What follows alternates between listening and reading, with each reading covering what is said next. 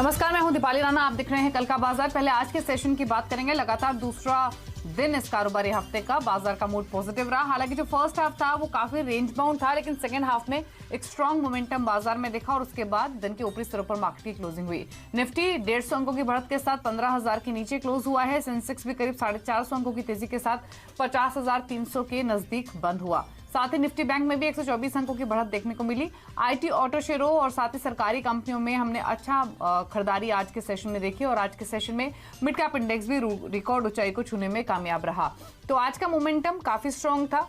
IT index 3.5% बढ़कर बंद हुआ है। और अगर ऑटो की बात करेंगे तो यहाँ भी टाटा मोटर्स, बजाज ऑटो जैसे स्टॉक्स में काफी शानदार स्ट्रेंथ थे। महिंद्रा एंड महिंद्रा एक और स्टॉक था जो कि काफी स्ट्रांग परफॉर्मेंस दिखा रहा था। हमारे साथ आज हिंद सिक्योरिटीज से आस्था जैन बनी हुई है बातचीत करने के लिए। कल का आउटलुक उनसे क्विकली ले लेते हैं। आस्था, नमस्कार, स्वागत है आपका।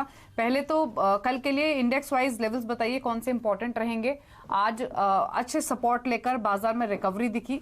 कल के लिए क्या रेंज आप एक्सपेक्ट कर रही हैं और क्या स्ट्रैटेजी रिकमेंड करेंगी?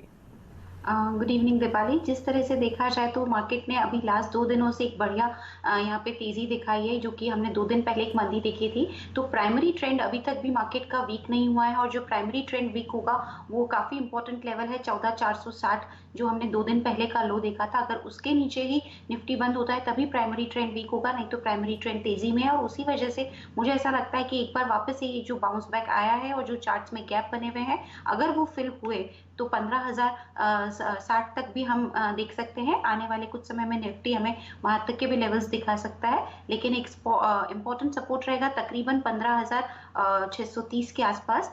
तो मेरे हिसाब से जो भी पोजीशंस लिए हुए बैठे हैं, थोड़ा सा बड़ा है स्टॉप लॉस, बट 14,000 माफ कीजिए दीपाली, 14,630 के आसपास का जो सपोर्ट है उसी को यहाँ पे एक स्टॉप लॉस मानते हुए पोजीशंस कैरी की जा सकती है। 15,060 का पहला टारगेट रहेगा। ठीक है, तो व्यू आपको मिला है इंडेक्स पर। चलिए अब सवालों करते हैं शामिल। ये शो फेसबुक, ट्विटर पर लाइव भी है, तो अपने सवाल आप वहां भी भेज सकते हैं। और पहले कॉलर रमेश हमारे साथ हैदराबाद से। गुड इवनिंग रमेश, बताइए कौन सा स्टॉक आपने लिया हुआ है और क्या जानना चाहते हैं? गुड इवनिंग मैम, मैं हैदराबाद से हूँ मैम। मैं बंधन बैंक के 36 शेयर्स लिया हूँ मैम 550 पे। अभी 1.5 साल हो गया मैम, बहुत दिन से कैरी कर रहा हूँ। तो अभी क्या उसमें रहना अच्छा है या एग्जिट कर देना? बिल्कुल, आपकी बाइंग ऊपर के लेवल्स की है और उसके बाद हमने काफी गिरावट देखी भी है। हालांकि लोअर लेवल से, अपने पिछले साल के लोअर लेवल से तो रिकवर हुआ है ये स्टॉक, लेकिन नुकसान है अभी। आस्था, वर्थ है अगर ये होल्ड रखें स्टॉक को, या कोई और सजेशन होगा बंधन बैंक पर, क्योंकि इनका जो परचेजिंग प्राइस है वो 560 का है। जी बिल्कुल, काफी ऊपरी स्तरों पर इन्होंने यहाँ पे खरीदारी की है, लेकिन फिर भी जिस तरह से यहाँ पे जो चार्ट्स की यहाँ पे पोजीशन बन रही है, मेरे हिसाब से वापस से एक तेजी हमें देखने को मिल सकती है। और एक इम्पॉर्टेंट सपोर्ट, अगर मैं डेली चार्ट की बात करूं तो एक इम्पॉर्टेंट सपोर्ट बन चुका है 320 का। अगर 320 का सपोर्ट पकड़ के इसने वापस से तेजी पकड़ी तो मेरे हिसाब से जो ऊपर में वापस हमें लेवल्स देखने को मिल सकते हैं वो तकरीबन यहाँ 400 से 450 तक के भी स्तर देखने को मिल सकते हैं। ऊपर की खरीदारी है 560 के आसपास की, तो अभी तो एटलीस्ट बने रहें और 320 के लेवल को क्लोजली वॉच करें। मेरे हिसाब से अगर तेजी वापस से यहाँ पे पकड़ी तो 430 से लेके 500 तक के भी हमें लेवल्स वापस से देखने को मिलेंगे और इनकी खरीदारी के आसपास भी हमें लेवल्स देखने को मिल सकते हैं आने वाले कुछ समय में। ठीक है, अनिल कुमार है हमारे साथ हरिद्वार से बातचीत करने के लिए। अनिल जी, गुड इवनिंग, बताइए कौन सा स्टॉक है आपके पास? गुड इवनिंग मैम, मेरे पास एक्सिस बैंक का 776 रुपए का सेल लिया था मैंने, 15 शेयर है। तो मैम इसे होल्ड करना है या एग्जिट करना है, कैसे करना है मतलब?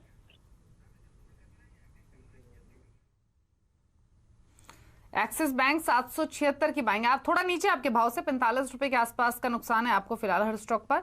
आस्था, एक्सिस बैंक थोड़ा ही नीचे इनके खरीदारी के भाव से रख लें इस लेवल्स पर, और क्या टारगेट स्टॉप लॉस रेकमेंड करेंगी? जी बिल्कुल, अभी तो हाल फिलहाल में मैं रखने की ही सलाह दूँगी। ऑल्दो ऐसा लगता है कि थोड़ी-सी वीकनेस हो सकता है इस काउंटर में हमें आने वाले कुछ दिनों में देखने को मिले, लेकिन फिर भी मैं रखने की सलाह दे रही हूँ क्योंकि लॉन्ग टर्म मुझे काफ़ी बढ़िया लगता है और इसी वजह से 650 का एक स्टॉप लॉस भी इनको सजेस्ट करूँगी।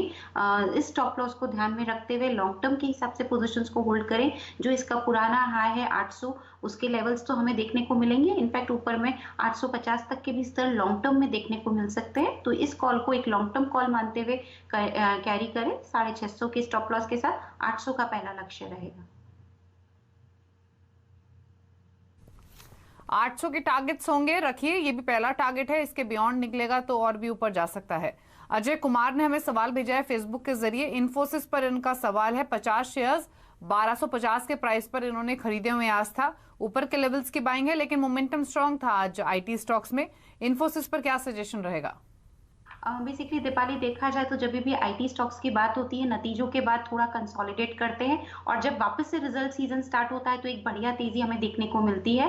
और इन्फोसिस की बात करें तो कुछ इसी तरह का हम इसमें भी एक तरह से चाल देख रहे हैं। मेरे हिसाब से बढ़िया एक साइडवेज यहाँ पे ट्रेंड बन चुका है और वो 1230 से लेके 1350 के बीच में है। जिस दिन इसने 1350 के ऊपर का बंद किया तो और भी मजबूती देखने को मिलेगी। लॉन्ग टर्म में तो ये तेजी लगता है, इनफैक्ट शॉर्ट टर्म में भी मुझे चार्ट्स यहाँ पे काफी मजबूत लग रहे हैं तो मैं इन्हें सलाह दूंगी कि बिल्कुल अपनी पोजीशन में यहाँ पे होल्ड करके चलें।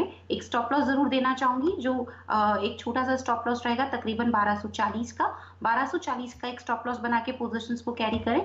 वापस से ये जो तेजी बनी है मेरे हिसाब से 1350 से लेके 1400 तक के भी लेवल्स हमें दिखा सकती है और फंडामेंटली स्ट्रॉन्ग काउंटर है, डरने की जरूरत नहीं है, होल्ड करने की बिल्कुल सलाह रहेगी स्ट्रिक्ट स्टॉप लॉसेस के साथ। कीजिए और बने रहिए स्टॉक में, यही सजेशन है। नवीन है लुधियाना से हमारे साथ बातचीत करने के लिए। नवीन जी नमस्कार, बताइए क्या सवाल है आपका? नमस्कार दीपाली जी, मेरे पास कोचीन शिपयार्ड है जी, 100 शेयर 551 के खरीदे, 3 साल से होल्ड कर रहा हूँ। आगे क्या करना है, इसको रखना है, बेचना है या एवरेजिंग करनी है, बताएंगे जरा। कोचीन शिपयार्ड 551 की बाइंग है और ले भी सकते हैं इन लेवल्स पर आस्था। क्या सजेशन रहेगा आपका? अभी नुकसान है इनको। जी बिल्कुल, अभी तो नुकसान है लेकिन जिस तरह से यहाँ पे जो एक चाल आई है वापस से स्टॉक में, इनफैक्ट आज भी काफी बढ़िया यहाँ पे तेज था। मेरे हिसाब से जो इनकी कॉस्ट प्राइस है वो आने वाले समय में वापस से हमें देखने को मिलेगी। थोड़ा सा इंतजार जरूर यहाँ पे करना पड़ेगा, तो बिल्कुल बने रहें। और चार्ट्स की पोजीशन तो मुझे काफी बढ़िया लगती है तो मैं कोचीन शिपयार्ड को यहाँ पे होल्ड करने की सलाह दूंगी। 370 का एक स्टॉप लॉस जरूर यहाँ पे रख लें। मेरे हिसाब से पहला जो लेवल रहेगा वो 460 का रहेगा और उसके ऊपर भी अगर ये स्टॉक ने अपना यहाँ पे क्लोज किया और ज्यादा तेजी आई तो जो इनकी कॉस्ट प्राइस है वो भी हमें देखने को मिलेगी। तो इंतजार करिए और स्टॉप लॉस के साथ बने रहिए। 460 का टारगेट है यानी, और फिलहाल ये पहला टारगेट है। स्टॉप लॉस 370 का है, रखिए स्टॉक को। स्टॉप लॉस को स्ट्रिक्टली मेंटेन कीजिए और 460 के लेवल्स हासिल हो तो रिव्यू कर सकते हैं अपनी इस पोजीशन को। सुमित बंसल ने फेसबुक के जरिए सवाल भेजा है जीपीपीएल पर। 2000 शेयर्स है, 91 इनका परचेजिंग प्राइस है, जानना चाहते हैं कि होल्ड रखें या फिर निकल जाएं। तो आशा जीपीपीएल पर अपना सजेशन दीजिए, क्या स्ट्रैटेजी इनको रखनी चाहिए? गुजरात पीपावाव पोर्ट की बात कर रहे हैं, 109 पर हो रहा है ट्रेड, तो फायदे में है, क्या सजेशन है अब? जी बिल्कुल, यहाँ पे गुजरात पिपावाव पोर्ट की यहाँ पे बात कर रहे हैं और बिल्कुल जिस तरह से इनको यहाँ पे प्रॉफिट हो रहा है, सजेशन तो यहाँ पे होल्ड करने का ही रहेगा। तो अपनी पोजीशन को गुजरात पिपावाव पोर्ट में ये कंटिन्यू कर सकते हैं, लेकिन स्टॉप लॉस फिर भी मैं इनको सजेस्ट करना चाहूंगी। तो जो स्टॉप लॉस इस काउंटर में रह सकता है, क्योंकि जिस तरह से आज यहाँ पे 110 का क्लोज हुआ है और बहुत बढ़िया तेजी के साथ इस काउंटर ने बंद किया है, तो मेरे हिसाब से एक स्टॉप लॉस जो रहेगा वो तकरीबन 105 का रख लीजिए और बने रहिए पोजीशन में। वापस से जो लेवल्स हमें देखने को मिल सकते हैं वो यहाँ पे 120 से लेके 130 तक के भी स्तर हमें देखने को मिल सकते हैं। ठीक है, हसमुख शाह हैं हमारे साथ फोन लाइन पर सूरत से। शाह साहब नमस्कार, बताइए।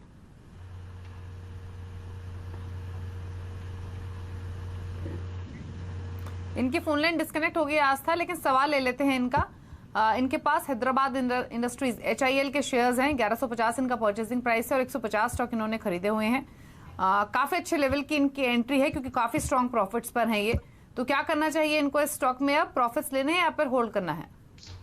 जी बिल्कुल, मेरे हिसाब से तो यहाँ पे होल्ड कर लीजिए, क्योंकि प्रॉफिट लेने की बजाय तो एक होल्ड करेंगे तो और ज्यादा ऊपर के स्तर देखने को मिल सकते हैं। इनफैक्ट जो मैं आगे जाते हुए लेवल देख रही हूँ वो 3200 से 3400 तक के भी लेवल्स देख रही हूँ। ये मैं लॉन्ग टर्म की बात कर रही हूँ, तो बने ही रहना चाहिए। बट स्टिल क्योंकि मार्केट्स वॉलेटाइल रहते हैं, कभी भी अगर डाउनफॉल आया तो एक स्टॉप लॉस हमेशा सेफ रखता है। तो 2800 का स्टॉप लॉस लगाइए, ट्रिगर भी हुआ तो बढ़िया मुनाफा वसूल करके निकलेंगे। लेकिन उस समय भी ध्यान रखें कि 50% पोजीशन से ही एग्जिट करें, और 50% को तो यहाँ लॉन्ग टर्म के लिए बिल्कुल बने रहने की ही सलाह है।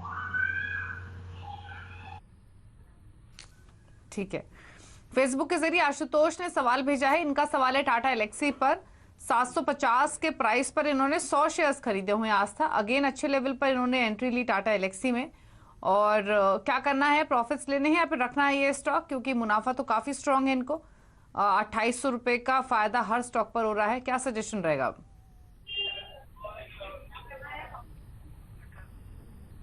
वीकनेस देखने को मिली है, और जो यहाँ पे एक वीकनेस है वो आगे भी मेरे को ऐसा लगता है जिस तरह से चार्ट्स की पोजीशन डेवलप हो रही है, थोड़ा और गिरावट ये स्टॉक दिखा सकता है। तो बिल्कुल यही सलाह रहेगी कि 2300 का एक स्टॉप लॉस लगा के पोजीशंस को कंटिन्यू करिए। अगर उसके नीचे बंद होता है तो 50% पोजीशंस में यहाँ पे मुनाफा वसूल करिए, लेकिन रिमेनिंग 50% को मैं फिर भी होल्ड करने की सलाह दूंगी। और बाउंस बैक आया तो वापस से हमें 3000 तक के स्तर ये दिखा सकता है। सलाह रहेगी 50% पोजीशन पे एग्जिट करिए अगर स्टॉप लॉस ट्रिगर होता है, और 50% को कंटिन्यू करने की सलाह रहेगी। स्टॉप लॉस रहेगा 2300 का। ठीक है, मुकुंद है हमारे साथ, कॉलर कोल्हापुर से। मुकुंद जी नमस्कार, बताइए क्या सवाल है आपका? LNT परचेज किया है 50-54 के भाव से, और LT finance right equity shares लिया है 25 शेयर्स 65 रुपए में, 65 रुपीज में।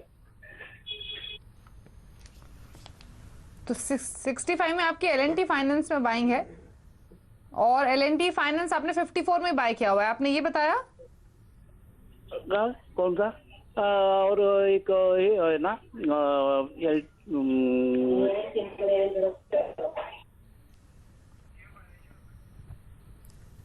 JM फाइनेंशियल है।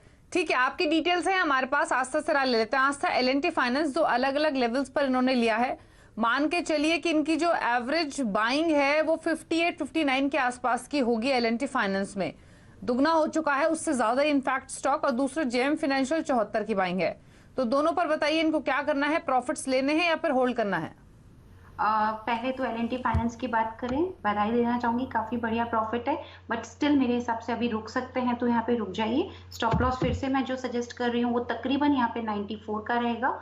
तो 94 के स्टॉप लॉस के साथ वापस से बने रहिए। स्टॉप लॉस ट्रिगर भी होता है तभी भी बढ़िया मुनाफा ही ये लेके निकलेंगे। और ऊपर में जो स्तर मुझे लग रहा है कि आने वाले टाइम में देखने को मिल सकते हैं वो 120 से 125 तक के भी स्तर हमें देखने को मिल सकते हैं। सलाह रहेगी कि बिल्कुल यहाँ पे बने रहिए।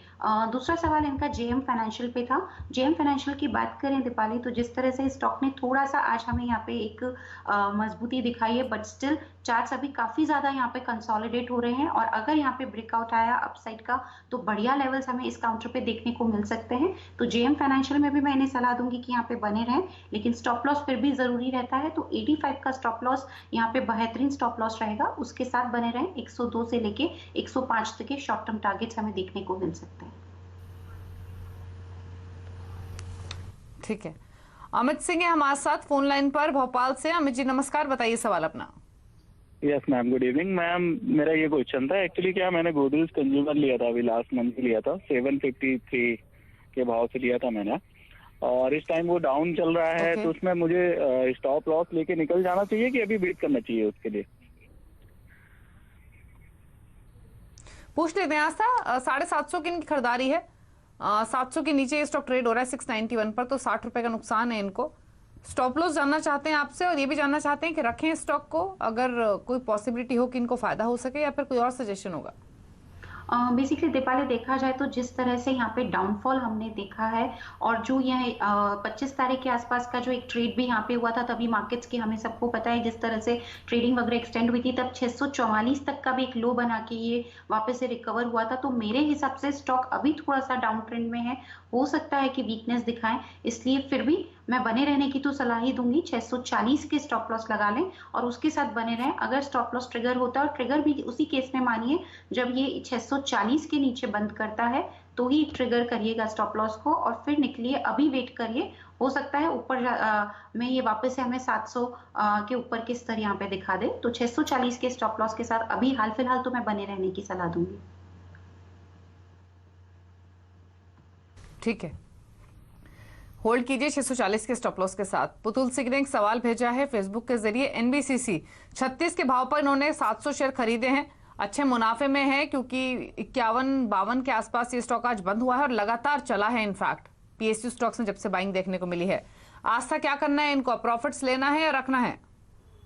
मेरे हिसाब से तो रख सकते हैं। बढ़िया यहाँ पे चार्ट फॉर्मेशन हो रही है। जिस तरह से हम लगातार 3 हफ्तों से तो काफी बढ़िया तेजी ये दिखा रहा है, या 1 महीने की हम बात करें तो प्रॉफिट मेरे हिसाब से कंटिन्यू यहाँ पे करना चाहिए। अभी तो हाल फिलहाल बुक ना करें और एक लेवल यहाँ पे क्लोजली वॉच करते रहें, क्योंकि इनकी लोअर लेवल की बाइंग है। तो मेरे हिसाब से एक स्टॉप लॉस अगर ये पोजिशन में रख लेंगे, और वो भी तकरीबन यहाँ पे रह सकता है 44 के आसपास का।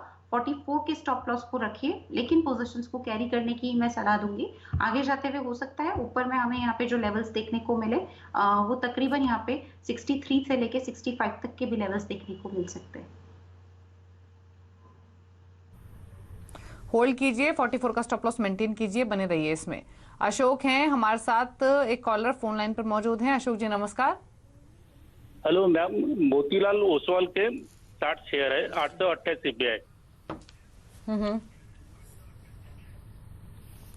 ठीक है, 888 की बाइंग है, यानी नुकसान हो रहा है आपको क्योंकि स्टॉक 610 पर बंद हुआ है। आस्था, क्या कमेंट्स होंगे आपके स्टॉक पर? नुकसान काफी है इनको, 300 रुपए के आसपास का हर शेयर पर। क्या करना चाहिए अभी मोतीलाल ओसवाल में? जी बिल्कुल, नुकसान काफी है और स्टॉक को हम देखें तो लगभग ये काफी टाइम से एक पर्टिकुलर रेंज में ही घूम रहा है, और जो यहाँ पे ट्रेंड है वो भी अभी बहुत ज्यादा तेजी का नहीं है, इनफैक्ट थोड़ा वीक ही लग रहा है। 590 का काफी इंपॉर्टेंट यहाँ पे लेवल है। इनफैक्ट 580 की ही मैं बात करूँ तो ज्यादा बेहतर रहेगा। 580 का ये जो लो अगर तोड़ता है, उसके नीचे बंद होता है, तो हो सकता है कि स्टॉक में हमें और ज्यादा डाउनसाइड मोमेंटम देखने को मिले। लेकिन अभी तो थोड़ा सा मैं वेट करने की सलाह दूंगी, क्योंकि जब भी कंसोलिडेशन होता है तो हो सकता है कि ब्रेकआउट कभी कभी अपसाइड का भी आए, तो जो इनको नुकसान हो रहा है वो थोड़ा सा कम हो जाएगा, क्योंकि ऊपरी स्तरों की बाइंग है। तो बने रहिए अभी तो एटलीस्ट 580 के स्टॉप लॉस के साथ। लेकिन आगे जाते हुए जो लेवल हमें अभी नियर टर्म में देखने को मिलेंगे वो 670 के हैं। तो बाइंग प्राइस जो है इनकी काफी ऊपर है, लंबा इंतजार इन्हें करना पड़ेगा अभी। ठीक है, पीआर शर्मा है हमारे साथ मुंबई से। शर्मा साहब नमस्कार, बताइए सवाल। हाँ नमस्कार मैडम, एक्चुअली मैंने बैंक ऑफ बड़ौदा का 89-90 में शेयर लिया था लास्ट वीक में, तो अभी कम हो रहा है, तो उसको क्या करें, होल्ड करके रखें क्या उसको निकाल दें? आस्था बताइए, रखना है बैंक ऑफ बड़ौदा या फिर निकल जाएं? इनके भाव से नीचे है स्टॉक। जी बिल्कुल नीचे, और देखा जाए तो 19 तारीख के बाद जो एक लगातार फॉल आया है और 99 का जो एक हाई बना था उसके बाद काफी ज्यादा यहाँ पे टूट चुका है। बट स्टिल मेरे हिसाब से होल्ड ही मैं यहाँ पे करने की सलाह दूंगी 76 के स्टॉप लॉस के साथ। तो अभी तो सर आप हाल फिलहाल में एक स्टॉप लॉस लगा के पोजिशंस को यहाँ पे कंटिन्यू करें, और जो स्टॉप लॉस रहेगा वो 76 का रहेगा। वापस से एक बाउंस बैक आया तो हो सकता है हमें यहाँ पे 90 से लेके 95 तक के स्तर देखने को मिले। 76 के स्टॉप लॉस के साथ होल्ड करने की सलाह है। होल्ड कीजिए, 76 रुपए एक स्टॉप लॉस रख लीजिए, 90-93 तक ये जा सकता है, तो बने रहिए इस स्टॉक में।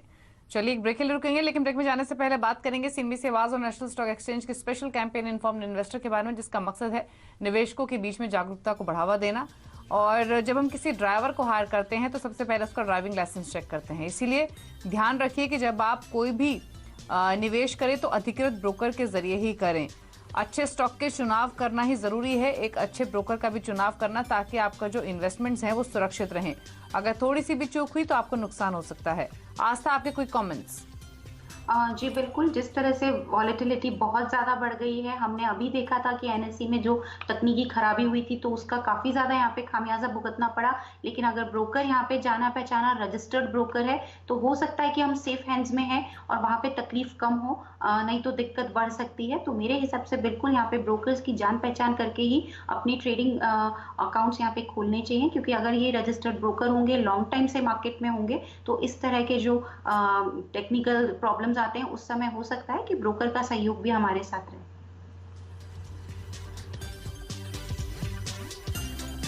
एक ब्रेक के लिए रुक रहे हैं, लौटेंगे तो कुछ और क्वेरीज करेंगे शामिल। आप देखते रहिए कल का बाजार। आप देख रहे हैं कल का बाजार। आस्था जैन हमारे साथ मौजूद हैं आपके सभी सवालों के जवाब देने के लिए, और फेसबुक पर लगातार हमें ढेर सारे सवाल मिल रहे हैं, उन क्वेरीज को करते हैं शामिल फटाफट से। एक सवाल हमें राजवीर सिंह ने भेजा है, अशोक लेलैंड पर 134 की बाइंग आस्था 200 शेयर्स है, क्या करें? जी बिल्कुल, अशोक लेलैंड में यहाँ पे बने रह सकते हैं, और जो चार्ट्स की पोजीशन बनी हुई है मेरे हिसाब से बढ़िया तेजी और आएगी, जो स्टॉक को 150 के स्तर तक ले जाएगी। 108 के स्टॉप लॉस के साथ बने रहने की सलाह रहेगी। विशांत रस्तोगी ने सवाल भेजा है, सेंट्रल बैंक पर 1700 शेयर्स 22 रुपए 60 पैसे का परचेजिंग प्राइस है। जी 22 रुपए के आसपास का परचेजिंग प्राइस है। सेंट्रल बैंक की बात करें तो चार्ट्स पे तो यहाँ पे जो पोजीशन बनी हुई है वो बहुत बढ़िया नहीं है। एक आइलैंड फॉर्मेशन हुई है जिसके बाद डाउनसाइड मोमेंटम हमें देखने को मिला है। मेरे हिसाब से एक स्टॉप लॉस रख लें 15 रुपए का। अगर ये इतना बेयर कर सकते हैं तो, नहीं तो एग्जिट भी कर सकते हैं, और बेयर कर सकते हैं थोड़ी रिस्क तो 15 के स्टॉप लॉस के साथ बने रहें। बाउंस बैक आया तो वापस से हमें 20 से लेके यहाँ पे 21 तक के स्तर देखने को मिलेंगे, जिसमें इनको एग्जिट करने के मौके मिलेंगे। पूनम ने सवाल भेजा है, प्राग इंडस्ट्रीज पर 1500 शेयर्स हैं 161 के प्राइस में। दीपाली, एक बार सवाल फिर से आप दोहराएंगे, कौन से शेयर में इन्होंने इन्वेस्ट किया है? प्राग इंडस्ट्रीज 161 का बाइंग। जी बिल्कुल, पराज इंडस्ट्रीज की यहाँ पे बात करें 161 के आसपास का बाइंग है, तो सलाह रहेगी कि इस काउंटर में भी अभी तो हाल फिलहाल में एक बार पोजीशंस को यहाँ पे मैं होल्ड करने की सलाह दूंगी, और एक स्टॉप लॉस जरूरी है, क्योंकि आज भी देखा जाए तो 173 के आसपास का इसने क्लोज दिया है, तो कॉस्ट प्राइस से तो ऊपर ही है। फिर भी एक स्टॉप लॉस रख के पोजीशन को कैरी करिए। स्टॉप लॉस रहेगा 159 का। संकेत शाह ने सवाल भेजा है, 39 के प्राइस पर 300 शेयर हैं अदानी पावर के, व्यू है 5 इयर्स का। जी 5 साल का व्यू है तो बिल्कुल यहाँ पे होल्ड करने की ही सलाह रहेगी, बिना किसी स्टॉप लॉस के साथ। मैं यहाँ पे इनको होल्ड करने की सलाह दूंगी। पहले जो नियर टर्म में हमें टारगेट्स देखने को मिल सकते हैं वो 70 से 73 तक के टारगेट्स देखने को मिल सकते हैं। ठीक है।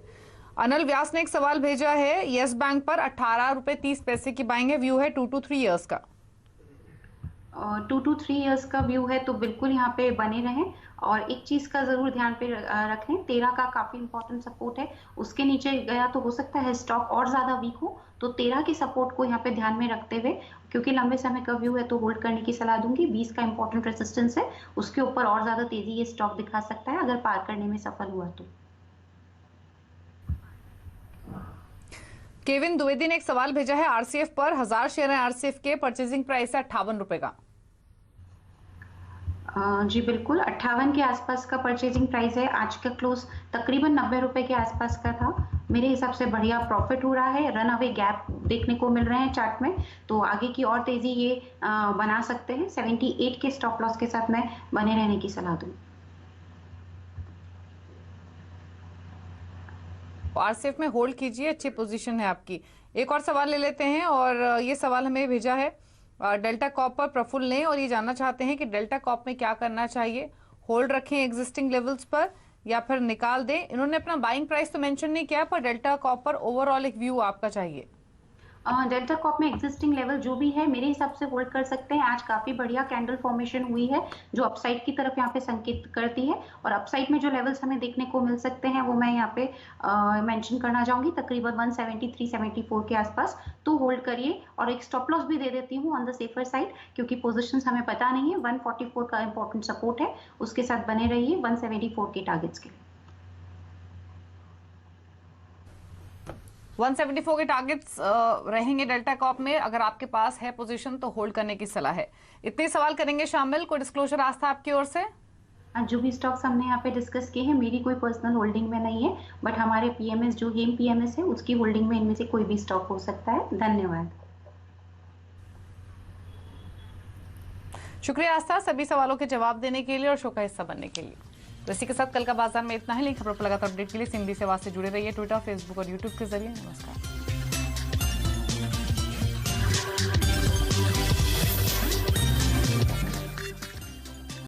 फ्रेंड्स मिलते हैं अगले वीडियो के अंदर, जब तक के लिए गुड बाय।